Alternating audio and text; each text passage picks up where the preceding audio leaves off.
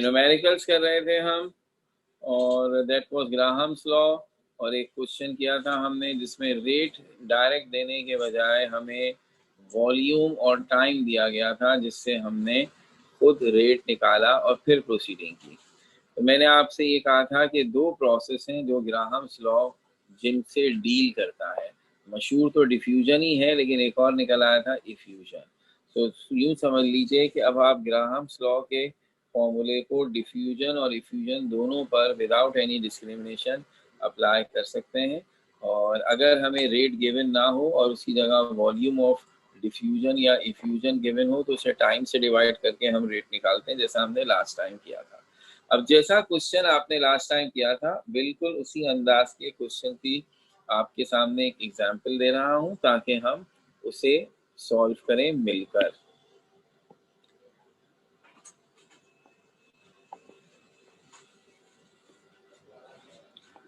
Organ gas takes 40 seconds to effuse from the whole of 20 decimeter cube containers.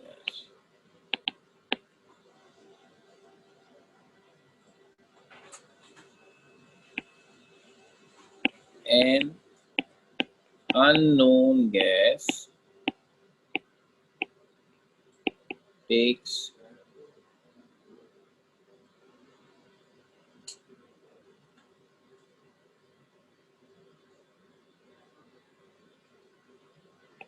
60 seconds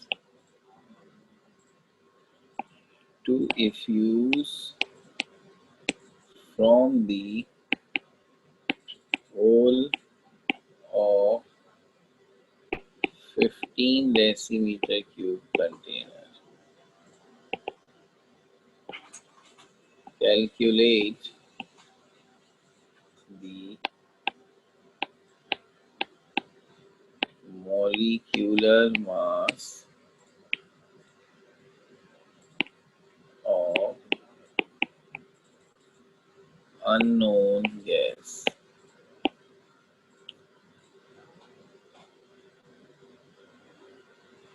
तो अब की दफा question में हमने आपसे मॉलिक्यूलर मास पूछा है, और आप देखें दो गैसेस हैं, एक ऑर्गन, और ऑर्गन का हम आपको एटॉमिक मास भी बता दें, वो 40 ही है। तो ऑर्गन 40 सेकेंड्स में फ्यूज हो रहा है from the hole of 20 decimetre cube container, और एक अननोन गैस का नाम नहीं पता हमें, उसे 60 सेकेंड लगते हैं from to escape from the hole of 15 decimetre cube container. तो आप इस बुनियाद पर उस अननोन गैस का मॉलिक्यूलर मास बताइए। तो आपको ये जहन में रखना है कि सवाल वही है जैसे हमने पहले किया था कि अगर रेट हमें गिवन हो और एक गैस का मॉलिक्यूलर मास पता हो तो हम दूसरी गैस का मॉलिक्यूलर मास निकाल सकते हैं। तो अब यहाँ पर उन्होंने ऑर्गन दिया है, उसका मास भी मालूम है। अच्छा, रेट डायरेक्ट देने के बजाय ऑर्गन का भी और अननोन गैस का भी, दोनों का हमें टाइम और वॉल्यूम ऑफ डिफ्यूजन बता दिया है। तो अब आप उस टाइम और वॉल्यूम ऑफ डिफ्यूजन की मदद से पहले रेट निकालेंगे और फिर उस रेट से हम molecular mass of unknown gas निकालेंगे। तो आइए ये मैं आपको करके दिखाता हूँ, फिर इस तरह का एक आपसे भी इंशाल्लाह जरूर कराएंगे। सबसे पहली बात, आपने कहा ऑर्गन गैस कितना टाइम ले रहा है? Time taken by argon gas to effuse is 40 seconds.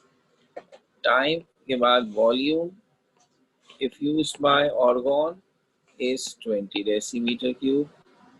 तो according to our formula, rate of effusion of argon हो जाएगा volume effused by argon divided by time taken by organ.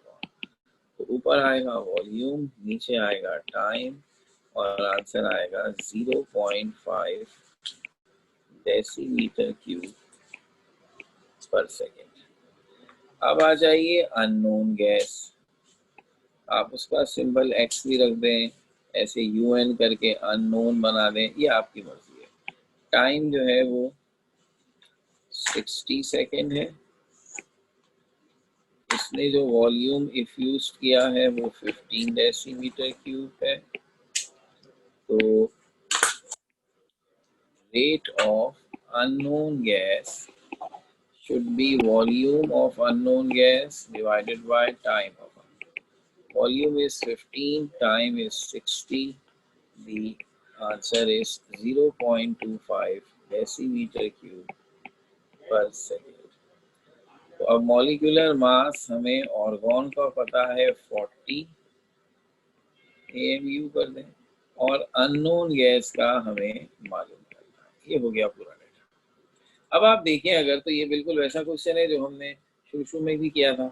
Rate अब दोनों के हमें पता है, खुद निकाले वो और बात थी, और एक का मॉलिक्यूलर मास होता है, एक का मॉलिक्यूलर मास निकालना है। तो अब सवाल सीधा सीधा हो गया कि rate of organ divided by rate of unknown should be equals to molecular mass of unknown divided by molecular mass of orgon. अब रेट ऑफ ऑर्गन है 0.5 और रेट ऑफ अननोन है 0.25। Under root molar mass of unknown ऊपर है, हमें नहीं पता, लेकिन molar mass of argon is 40। अब क्या करूं, 0.5 और 0.25 को डिवाइड करूंगा तो आंसर आएगा 2। और अब जैसा कि हमें याद है, हम स्क्वायरिंग करते हैं ताकि स्क्वायर रूट हटे। स्क्वायरिंग ऑन बोथ साइड्स, तो 2 का स्क्वायर होगा और अंडर रूट अननोन गैस का मॉलिक्यूलर मास और 40 इसका स्क्वायर, 2 का स्क्वायर 4, और यहाँ स्क्वायरिंग करने से रूट खत्म हो जाता है। अब molar mass of unknown gas is 4 times 40. This is 160 AMU.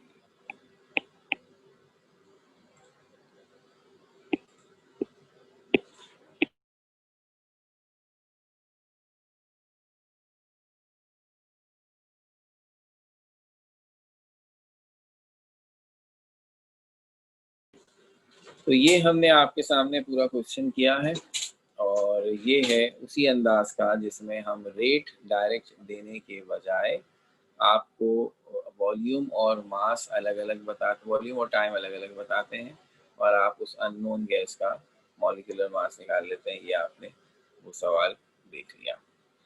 तो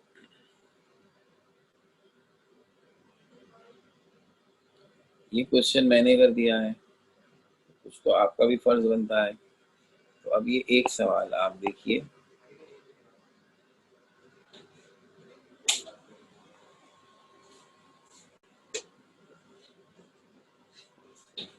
neon gas takes 50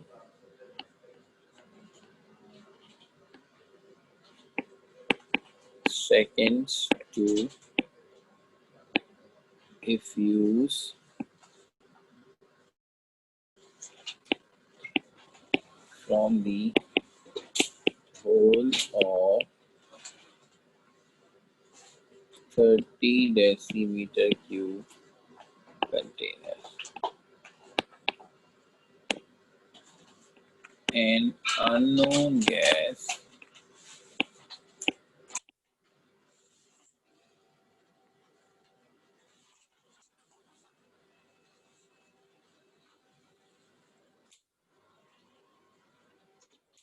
takes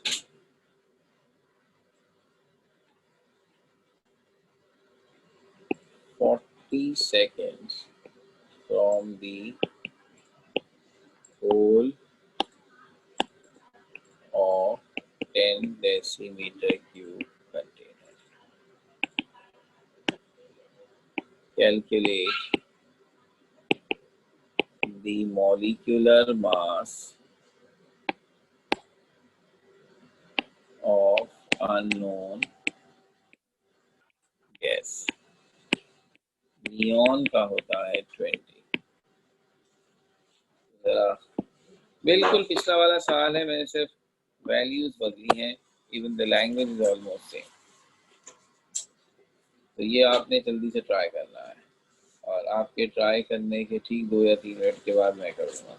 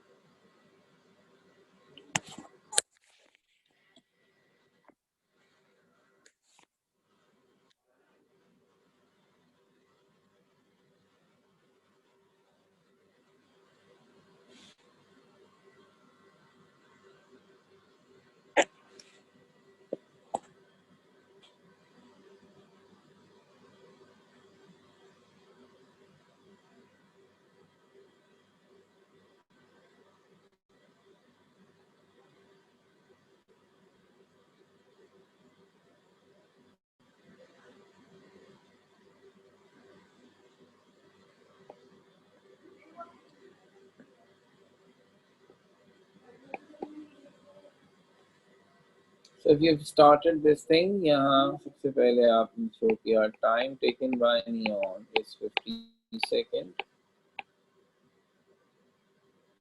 Volume effused by neon is 30 decibel cube. तो इसका rate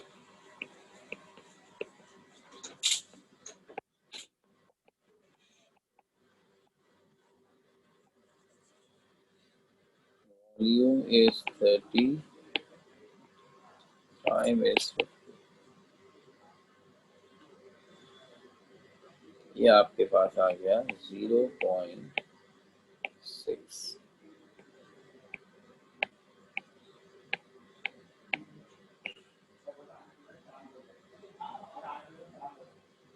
Unknown gas,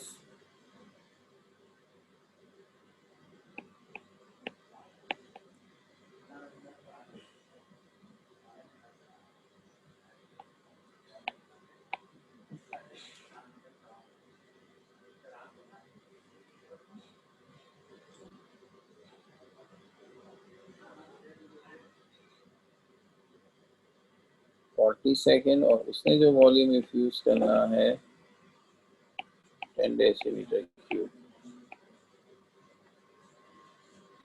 फिर इसका रेट हो जाएगा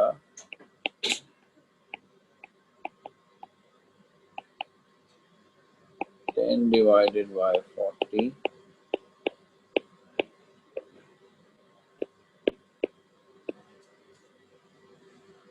ठीक हो गई बात। अब आपके पास मॉलिक्यूलर मास ऑफ नियॉन, ये नोबेल गैस है तो 20 ही है, और आपको अननोन का मालूम करना।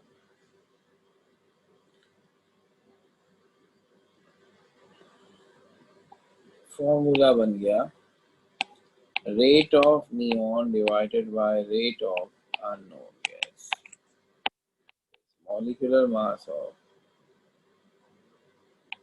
Unknown gas to neon. अब नियॉन का हमने रेट 0.6 निकाला है और अननोन का 0.25 निकाला है।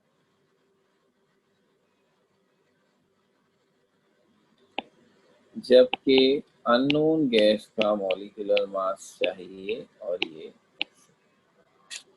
सबसे पहले 0.6 और 0.25 को डिवाइड करते हैं,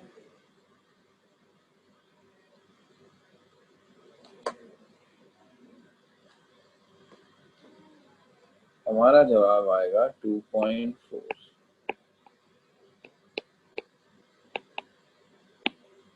और फिर हम इस स्क्वायर रूट को खत्म करने के लिए, जैसे हम अभी तक करते रहे, स्क्वायरिंग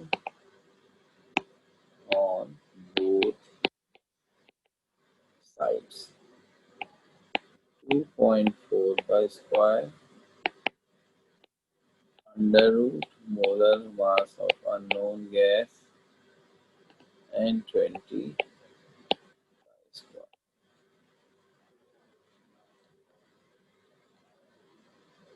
अब 2.4 का स्क्वायर बन गया 5.76, और यहाँ से स्क्वायर रूट खत्म हो गया, और क्या। तो अब सीधी सी बात है कि molar mass of unknown gas should be 20 times 5.76।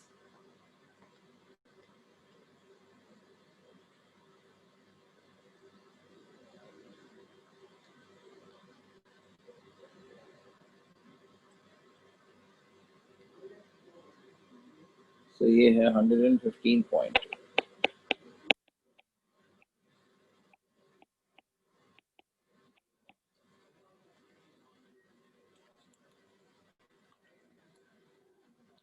ये हमारे सामने दोनों अंदाज से दो सवाल हमने एक ही अंदाज से कर दिए, एक इस तरह का, उसमें टाइम निकालना था और वो हमने पिछली दफा किया।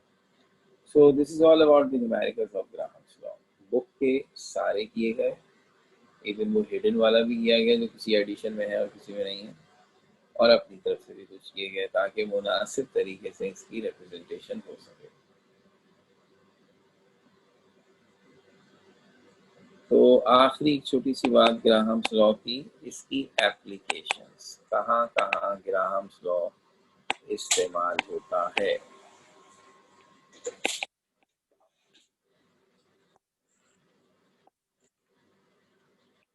तो ग्राहम्स लॉ अप्लाइड, पहला है calculate the molecular mass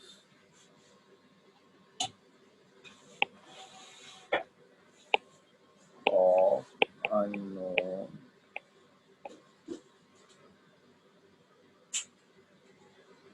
gas. इस एप्लीकेशन की तरह न्यूमेरिकल की अभी हमने कि अगर कोई अननोन गैस हो तो हम ग्राम्स लॉ के फॉर्मूले की मदद से उसके मॉलिक्यूलर मास को निकाल सकते हैं। अभी रिसेंटली जो आखिरी दोनों न्यूमेरिकल्स किए हैं वो इसी तरह के थे।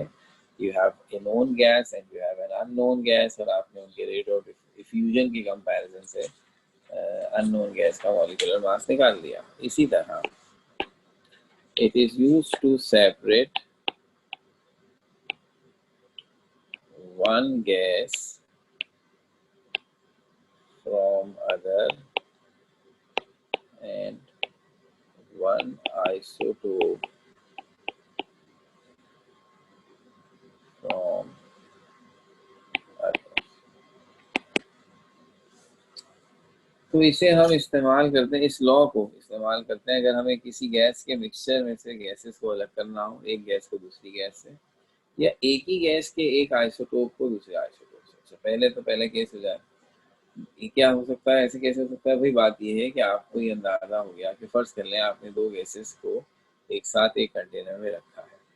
अब एक का मॉलिक्यूलर मास कम है और एक का मॉलिक्यूलर मास ज़्यादा है। तो मॉलिक्यूलर मास जिसका कम है वो तेज़ी से इफ्यूज़ भी करेगी और डिफ्यूज़ भी करेगी। तो फर्ज कर लें आप उस कंटेनर में टाइनी होल्स बने हुए हैं, तो कौन सी गैस पहले इफ्यूज़ करेगी? वैसे होता है जिसका मॉलिक्यूलर मास कम है वो इफ्यूज़ करेगी और दूसरी पीछे रह जाएगी। इस तरह हम दोनों को अलग कर लेंगे। अच्छा, आइसोटोप का जो हिसाब है वो क्या है? आइसोटोप ऐसे एटम्स को कहते हैं जो एक ही एलिमेंट के हैं मगर उनके एटॉमिक मासेस या मोलर मासेस अलग अलग हैं। जैसे हाइड्रोजन और एक हमने लिया था, इस्तेमाल किया था ड्यूट्रियम, ये दोनों हाइड्रोजन ही हैं मगर उसके दो आइसोटोप हैं, एक का मास 1 है और एक का मास 2 है। तो जब हमें आइसोटोप्स को एक दूसरे से अलग करना होता है तो भी चूंकि उनके मासेस अलग अलग होते हैं तो इसी तरह रेट ऑफ इफ्यूजन की हेल्प लेकर ऐसा करते हैं। और तीसरा है to reduce the toxic effect of gases. जो जहरीली गैसेस हैं उनके असरात को कम करने के लिए भी हम इस लॉ की मदद लेते हैं। बहरहाल अब इसकी डिटेल में हम नहीं जाते। तो ये 3 पॉइंट्स हैं हमारे पास जो हमें पता हो कि ग्राम्स लॉ कहाँ कहाँ काम आता है। कुछ को हमने कर भी दिया है, कुछ सिर्फ just for the sake of information है। तो अब ये हमारे 4 लॉ पूरे हो गए और जैसे हमने कल कहा भी था कि कम से कम हम आज अपने आखिरी 5वें लॉ को शुरू कर देंगे। गैस लॉज का जब सेशन शुरू किया था तो मैंने आपसे कहा था इसमें टोटल 5 लॉज हैं, Boyle's law, Charles law, Avogadro's law और ग्राहम्स लॉ। इन सबको हमने पढ़ लिया, बीच में तीनों लॉज को मिला के जनरल गैस इक्वेशन भी पढ़ ली। अब ये लास्ट लॉ है जिसे हम कहते हैं डेल्टन्स लॉ ऑफ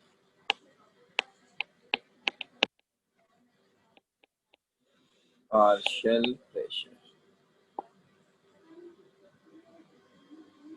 तो अब इसमें लफ्ज पार्शियल प्रेशर जो आ रहा है, प्रेशर को तो जानते हैं हम, ये पार्शियल प्रेशर क्या होता है? इसलिए ज़रूरी है कि हम पहले पार्शियल प्रेशर डिफाइन करें और फिर उसके बाद इस लॉ के बारे में बात करें।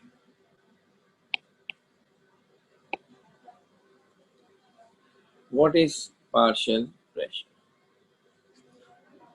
सिंपल वर्ड्स में इसको डिफाइन किया जाए तो ऐसे करेंगे, pressure of gas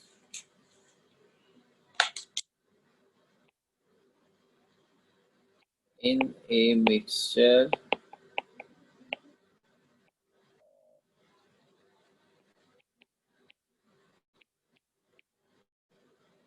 inert gases।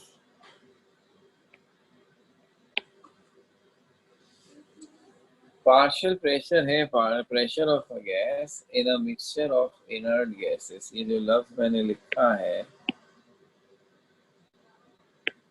Inert gases, इसका मतलब होता है नॉन रिएक्टिव,